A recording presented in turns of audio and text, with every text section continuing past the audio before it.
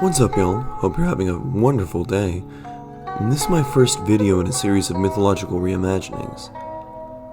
Today I'm going to be drawing Amaterasu. The name Amaterasu is derived from Amaterasu, meaning shining in heaven.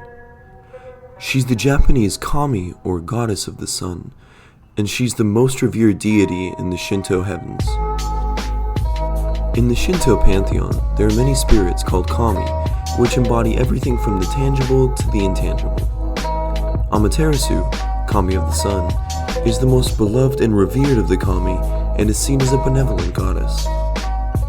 The first gods summoned Izanagi and Izanami, the exalted male and female, into the existence to create the world. After creating the world together, they mated and created many deities, the last of which was the incarnation of fire, which killed Izanami in labor. So furious was Izanagi at the death of his wife that he killed his newborn child, creating more deities, and ventured into Yomi, the underworld, to try to bring Izanami back to life. Once in Yomi, Izanagi was able to find the spirit of Izanami, but Izanami, having already eaten the fruit of the underworld, told Izanagi not to follow her while she pleaded for her body back. Eventually, Izanagi grew frustrated and followed Izanami where her body would lay rotting and nest for maggots, ensuring Izanami would never rise to the land above again.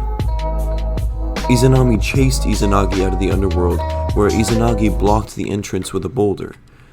Izanami cursed Izanagi and promised to kill 1,000 mortals every year, and Izanagi vowed to create 1,500 more to counter her.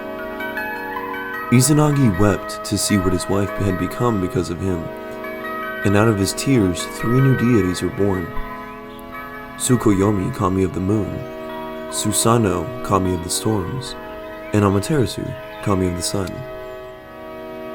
Izanagi then tasked his children to watch over creation and take care of the inhabitants of Earth. A constant in the legends of Amaterasu is her conflict with her brother, Susanoo. One of the most famous tells of the time Susanoo finally broke Amaterasu's spirit. It follows a competition between the two of them, where the outcome would decide who deserved to reside in the heavens. Amaterasu created 3 female deities out of Susanoo's sword, and Susanoo created 5 male deities out of Amaterasu's necklace.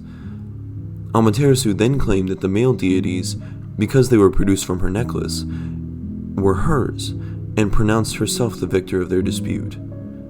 Enraged, Susanoo then rampaged through the heavens and the earth, destroying everything in his path, famously hurling a horse through Amaterasu's workshop, destroying her loom and killing her favorite servant.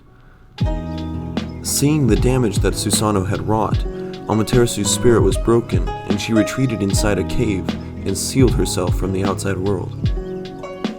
The other kami, seeing the destruction Susanoo had wrought and in desperate need of Amaterasu's help, turned to Omoikane, the kami of wisdom, for a way to lure Amaterasu out of her cave. Try as he might, however, he wasn't able to bring her out. It wasn't until Ame no Uzume, kami of mirth and revelry, threw a party and began to dance seductively that Amaterasu finally came out of her cave. After the festivities ended, Amaterasu and the other kami banish Susanoo to earth and strip him of his power.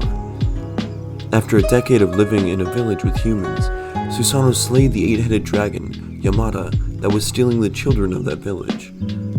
He offered the sword, Kusanagi, known as the grass cutter, hewn from the tail of the dragon, in a repentance to Amaterasu. She bore Kusanagi ever after. I designed Amaterasu with a large triangle and circle. The triangle is in her pose, in her legs, in her arm, and in the angularity of her sword to represent both her power and her occasionally fickle nature, as shown in the time she retreated into a cave.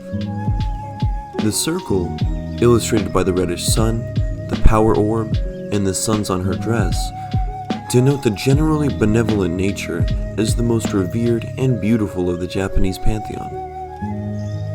It serves the purpose of paying homage to the Japanese flag also.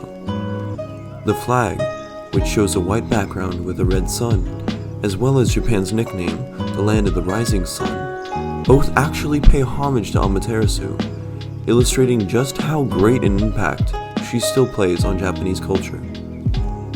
Thank you so much for watching, and I hope to catch you in the next video.